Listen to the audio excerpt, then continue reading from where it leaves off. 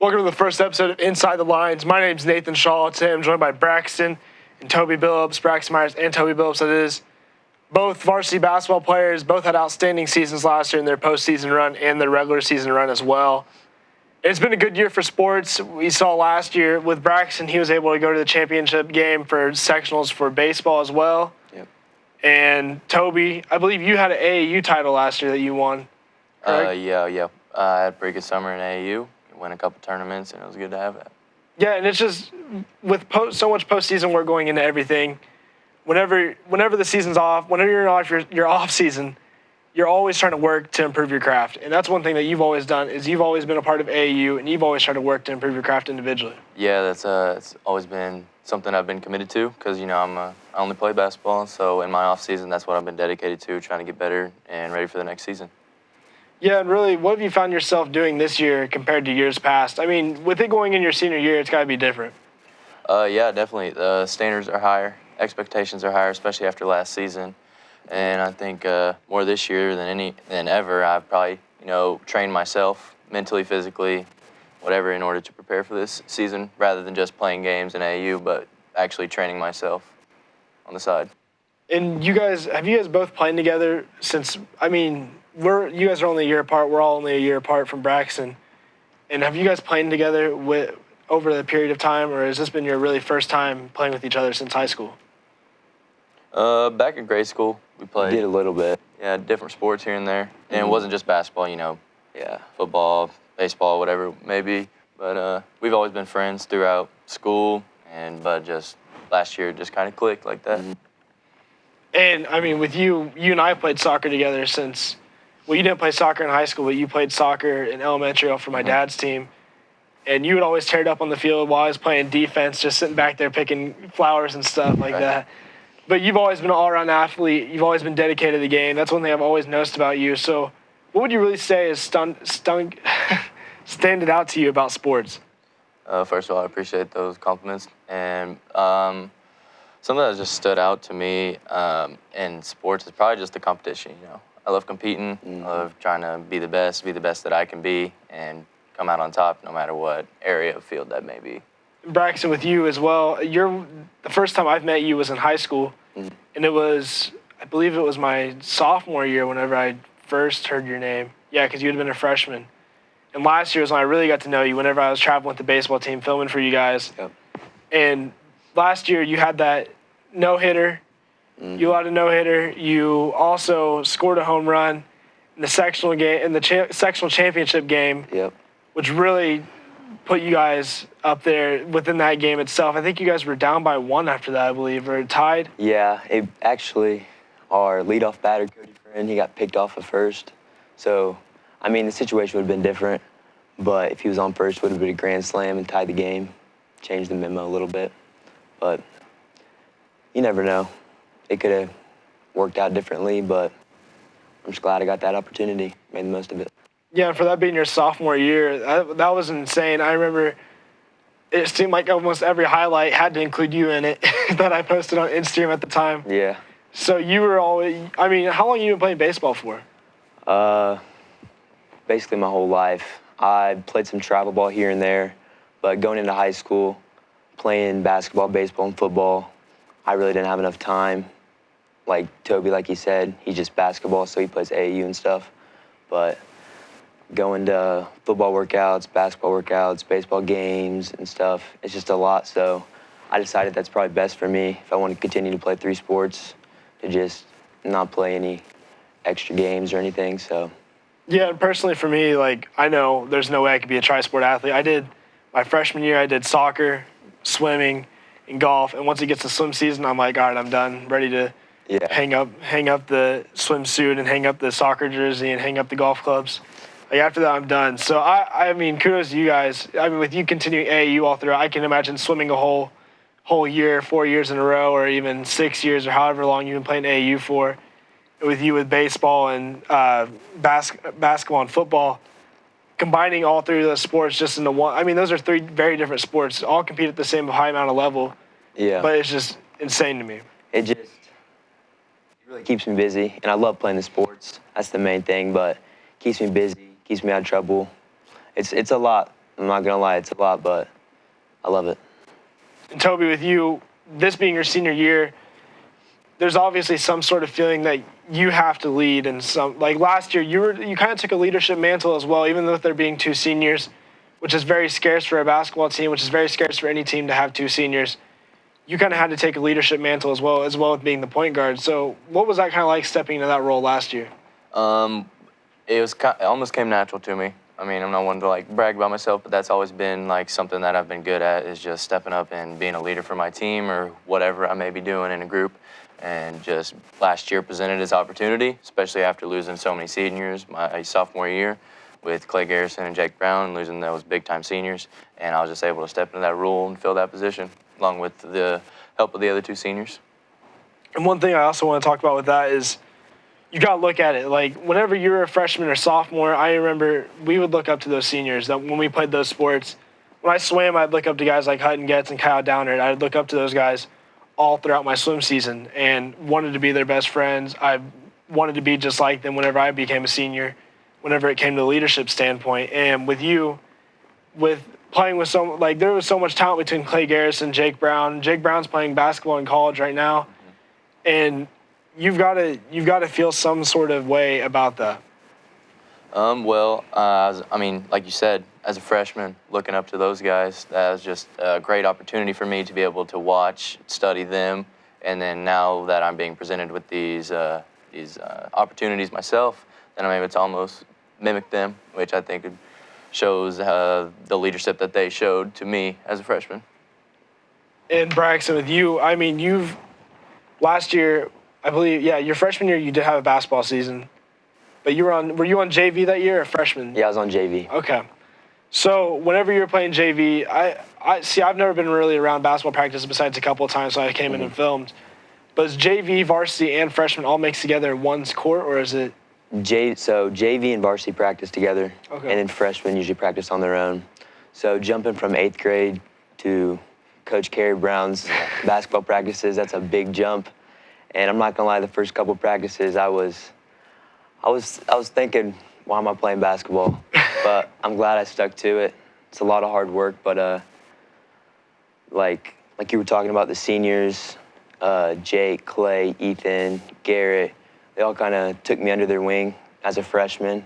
So I just learned from them guys, and now learning from Toby and Caleb Sparks. Maybe not Caleb, but yeah, I look up to those guys. Before we get right back into this interview, I want to play a little bit of your guys' highlights, a couple seconds long. It's from last year in the sectional tournament, as well as I believe it was. I can't remember what team it was, but I have a couple of highlights from those. I'm gonna play for you guys to see, and we're gonna evaluate those a little bit. Okay. Sounds good.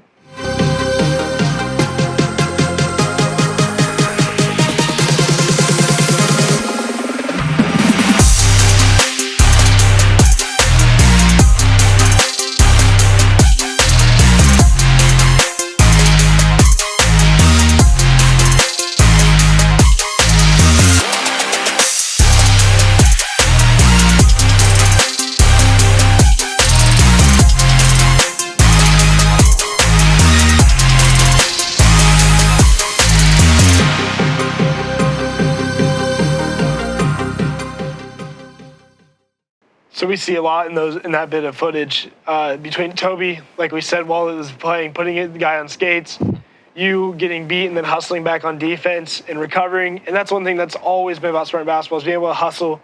Very defensive-minded game. And I mean, growing up watching it, what have you guys kind of realized growing up and being around this program?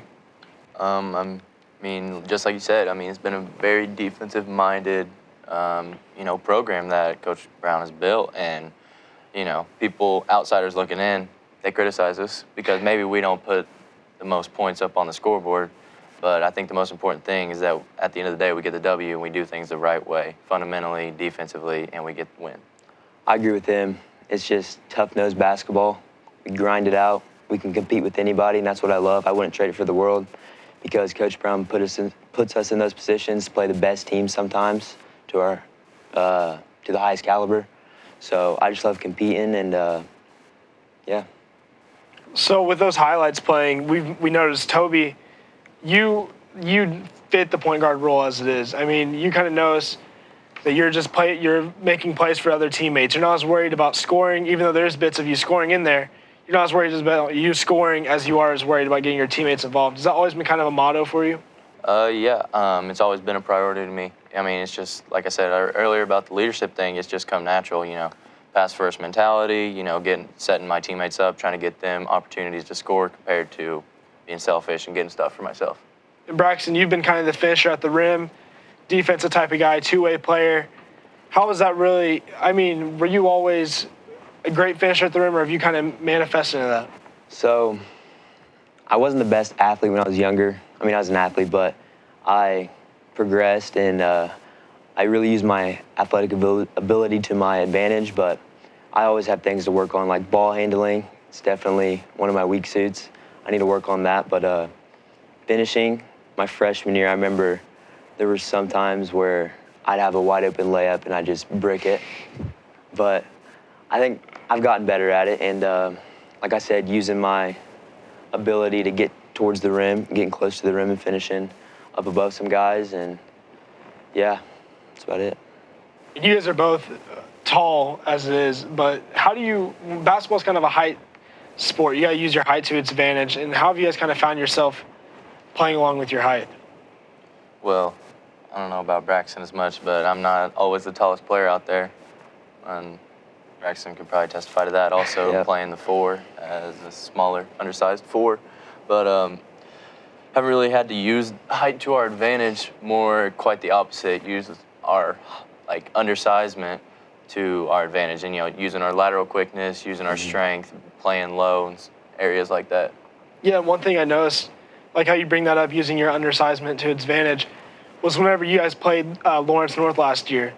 Tall guys, a bunch of D1 athletes, D2 at least, and CJ Gunn and DJ Hughes, I believe, was one of them. I mean, those guys were insanely tall. I mean, you had Gage going up against DJ Hughes, and he was towering over Gage. He And made Gage already Gage look small. Gage already towers over us in school. So it's kind of funny to think about that. Even against these other teams, you guys aren't the tallest, but like to people like me, where I'm 5'9", you guys are way taller than me. So it's just crazy because it's crazy how much size can make a difference in the game. But you guys seem to defy those odds. Yeah, it's to us, it's more about heart and just competing in general. It always goes back to that. Like, they put me in some positions to guard. I remember Delta, one of our first games, or it was our first game. It was our first game. So we played Delta, and then there was a Ball State football commit. Was he 6'6", 6'7"? Yep. He was muscular, and they put me on him. And I did an okay job, but that's when I first realized that it's gonna be a hard job. I need to fit my role. So you just gotta use your strength to your advantages and just be a smart basketball player to overcome those height challenges. And I think at some point, like Coach Brown's told us all the time, it really just depends on how bad you want it.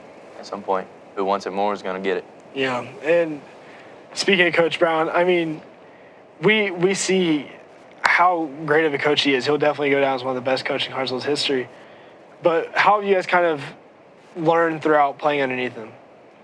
Well, it's definitely been different, because he's not your average coach, But throughout, you just kind of understand what he expects out of us, and then that's what you want to achieve. And then even at that point, you want to achieve higher than what he expects of you, because that's just what you want to do. You want to impress, and you want to obtain whatever your goal is. Yeah, he's a great coach. I mean, nothing but respect for him. He's really probably one of the best all-time coaches I've had. And he really teaches the fact that basketball's not everything. He teaches about manhood and how to become a man and stuff like that. He's setting us up for the real world, because he always tells us he knows out there in the real world, and JD, our assistant coach, tells us that it's not always easy. Sometimes life will slap you in the face, but you just gotta keep on moving.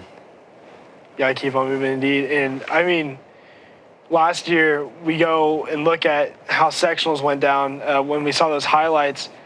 And going into the season, you guys weren't really favorites. It was Greensburg, and you guys were able to dethrone Greensburg by a heck of a lot of points in the championship game. I mean, what was it, like a 13-point deficit is what the game was? I think it ended up being 11 or 12 right in there, just because free throws at the end. But Yeah, no one expected anything out of us last year. Losing so many seniors the year before, and then because of COVID, we didn't have a summer, so we didn't have summer ball, so we didn't know what to expect out of who. And so we really had to have guys step up, and we saw that in the early season. People still trying to figure out their roles and doing what they can, and just figuring out the team. Yeah, I think because we actually played them in regular season there and beat them too, but it went to overtime because of me. But we beat them too, so we beat them twice on their home court. And after the first time we beat them in the sectionals, they were the favorites, which played with a little bit of chip on our shoulder because we beat them already once on their court. But yeah. And going into the sectional, and even winning the conference championship, we kind of felt like the underdog because once again, no one expected anything out of us. They didn't expect us to go win it, and so we kind of had that underdog mentality. And I think that's a dangerous mentality when you're going up against a competition. Yep. Yeah, and I mean, you even watch in a professional league. I mean, a lot of these underdog teams, like let's say it's like you're watching professional basketball and it's like Lakers versus the Cleveland Cavaliers. You'll see like 1 out of 2 times, 50% of the time, the Cavaliers will take that win over the Lakers because they're coming with the underdog mentality. And last year, like I said, you guys were not favorites. I mean, even Coach Brown said in that documentary that we made last year was that you guys weren't favorites heading into the season. It was Greensburg. And you guys went in there, beat Greensburg, beat South Dearborn, and I believe those were the only 2 teams you faced in the sectional, right? Yeah. We got the bye first round. Yeah, by first round. So in your record last year, you guys got the conference championship, which that was a big moment. Because we're able to take down Nets twice in the season for a team that wasn't expected to do much, and that has to be a feeling like on no other. Yeah, I mean, even just like talking with my junior classmates on the team, I mean, when we won that conference championship, man, we were just sitting there back watching, and it was just like, we talked about this as kids. We talked about sitting out here, cutting down nets, and it was just an extraordinary feeling to feel like we finally achieved something. Yep, like he said, I had to take a little time and just soak it up because I was like, this is actually happening. So it was an amazing feeling. And heading into this year, I mean, it's crazy how fast the season's coming. I mean, we've got a little over a month, maybe a month and 6 days or so until the season. When's the tip-off? Tip-off is the night before Thanksgiving. Unsure of the date, but I think it's the 24th, maybe. 24th? Yeah, time's definitely running short. We got tryouts coming up here in a few weeks, and just got everyone back. After football season, we'll have Braxton full-time. But other than that, we have everyone right now. Yeah, and Braxton, speaking of Braxton, if you guys want to go in on his knee a little bit, we can see that he actually got injured this year, this summer. Yeah. So talk about that a little bit.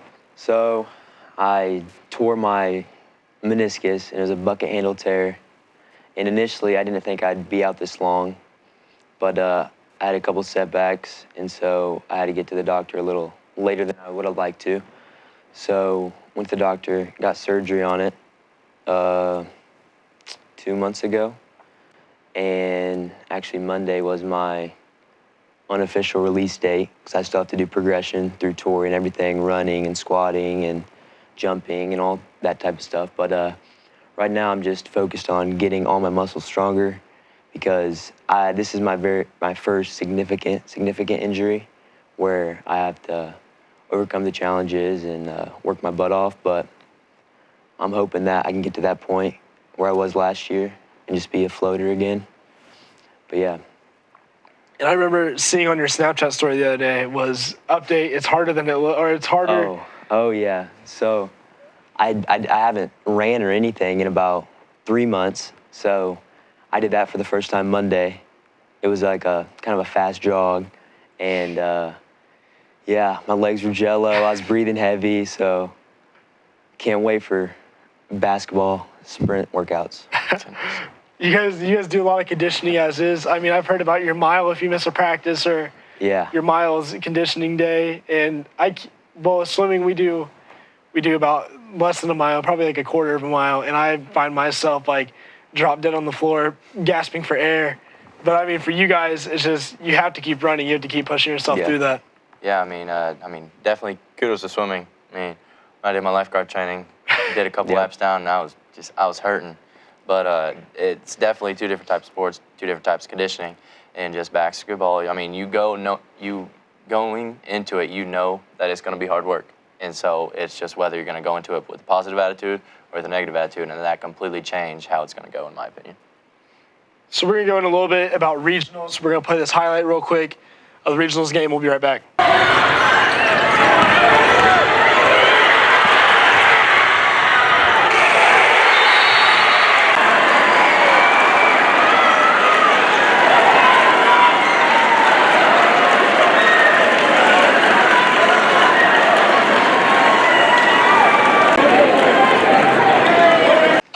So we see there, didn't mean to chuckle, but we were kind of having that conversation about how we all felt. But we got to talk a little bit more about that as well. Is with that going down, we see a lot of tears, a lot of heartbreak, a lot of emotion within that one scene right there. And really, we'll start with Toby. What was your first initial thoughts after that loss? Man, I was just devastated, man. I mean, once again, no one expected any of us to get that far. And the fact that we had made it that far and we were that close to doing something special. I mean, it's been forever long since Connersville teams won a regional championship basketball-wise. And to know that we were right there, 1 point away, that close, it was just heartbreaking. Yeah, I agree with them. It was pretty devastating, but that game, I was a little upset with myself because I didn't even shoot the ball. I kind of had a lack of confidence that game. So that's something I need to work on this year. And if I work on that, then I can help the team even more. But yeah, I was pretty heartbroken knowing that that was the last time I'm going to play with Jonah Graham or Cole Martin. And those guys were like brothers. So I was pretty emotional. And one thing I've noticed is, like, it's got to change. Like, well, first, I want to go a little bit about what I was feeling. Because I remember I traveled with you guys the whole postseason run. Even about as soon as swim season ended, I traveled with you guys for about 2 weeks, from going to your guys' practices, filming that documentary, filming interviews like almost every day with you guys, going over how the practice the day before went. And then once the sectional tournament came, I interviewed you guys then, interviewed you guys post that, and then followed you guys through regionals. And I was going to continue the documentary on throughout. And it was weird because it started off as kind of like wanting to create content in some way, to like feeling like I had a love for what you guys were doing and feeling like I had a love for the team. Like, I felt so immersed that season. And it was crazy because I've never been that immersed besides baseball season as well, when I felt really immersed and you guys went to the sectional championship for that. Yeah. Like, there's something different about getting to be a part of a team like that. Like, even though I was on the outskirts of it, it felt like I was like a part of a family. Yeah, I mean, I can't testify for baseball, unlike Braxton can, but I know for basketball, I mean, we're a band of brothers. Like you said, we're a family, and I think that, I mean, we're going to be there for each other no matter what, on and off the court, as we should. And, I mean, it's just brotherhood. Yeah, we have each other's backs for sure, and it excited me that you stepped in and started filming and stuff and putting us out there, because it gave everybody kind of a look into what really goes on and all the hard work and everything. So I definitely appreciated that. Yeah, because that's what people don't see. I mean, people Yep. say that we work hard. They know that we work hard, but no one really sees the hard work that we do. They just see the achievements or the outcome or even the losses, really. Yeah. They come to all the games, but they don't come to the practices. Exactly. Yeah, that's one thing I really feels like sets apart so much content from another is whenever you're creating content, it's kind of like you got to kind of get inside the inside scoop of what's actually happening, because so many people see, like you said, they see the outcome of a game and they are watching the game. They see what the outcome from practice is, but they don't really see what builds up to that game itself. Yep. So it's just crazy to me how much work you guys put in. Like, I've never seen a basketball practice besides second grade rec teams, Right. or never seen a baseball practice from Babe Ruth field outfield. So, Yeah. but yeah, in that loss last year in regionals was insanely devastating. Like, it was definitely one of the most, probably one of the top 10 saddest moments I've ever had. And I wasn't even like playing with you guys. I was just sitting there watching it, and it was just like, I felt like I could break down any moment and just start crying, because like it was such a cool moment and it was such a historical moment to watch you guys kind of go from the underdogs to all the way to being a championship team. Potentially being a state title contender, Yeah. which is really crazy. I mean, you haven't heard that about Connersville and forever. I mean, you heard hints of it. Grant Smith was a senior, stuff like that. But it's just surreal to hear it about you on the court. That's just a crazy feeling. And I mean, even just sitting here and just talking about it, I still get chills. Yeah. Because just unfinished business. Yeah. And that's what's really devastating about it. It's unfinished business. And I feel like the city kind of had our back through it all. There was 6 man, always showing up, always supporting. So we appreciate that. And I bet a lot of them felt that type of emotionalness that we felt. And like Toby said, it's unfinished. This year's a new year. To a sense, you got to put that behind you. I'll never forget that feeling, but you got to put it behind you. Just start working to feel that again. Yeah. Not the loss, but Right. getting there, the journey. Yeah, and I mean, like he was talking about the crowd, I mean, and it was right after, COVID was supposedly going away, and so we were finally able to have fans back in the gym, and in our sectional championship run, we finally were able to have big cheer blocks, and it was a great feeling after having nothing, no fans all season, and then finally being able to have our classmates be there to support us. It was just a good feeling. Yeah, seeing how packed it was at the sectional game was insane. Like the cheer block, I've never seen a cheer block that big in my life. Like from our high school career at least, I've never seen a cheer block that big. And then going into the regional tournament, the cheer block wasn't as big because we're going 3 hours away. It's not going to be as, but like it was insane how many people were there. And half the people that were there weren't even family. They were just fans watching from out. I mean, even then, 3-hour drive. I mean, it was a terrible drive. It wasn't a fun drive through construction. There was no, easy way to get there. And, I mean, even then, we had classmates stay in hotels. I mean, it was crazy. It was just insane just to have those people there to support us, knowing that they just want to watch us succeed. Yeah, and that was crazy to me because it was more than just being a part of a team. It was more than just watching the game. It was about watching you guys succeed and watching. I mean, there was people there, and you could tell that the cheer block wasn't about as much as just being a part of the cheer block and getting to watch you guys play. It was more about seeing what you guys could do next. Because I remember being outside and filming some of the cheer block, talking to some of them, and a lot of the students were like, "Hey, we're here to watch them win. We're not." Yeah. It was just crazy because they're like, we know they've got a big opportunity to do something big this year. And big opportunity to do something big in this tournament. So it was just insane. Yeah, it most definitely surreal. Really was. I mean, just nothing I've never felt before, like I said earlier. And just knowing that those guys were there to support us, to watch us succeed. And I almost felt like we had the responsibility, or even not really the responsibility, but maybe the opportunity to succeed for them and to feel their support so that we could succeed. And kind of just give our town something to be proud of. That's what felt good.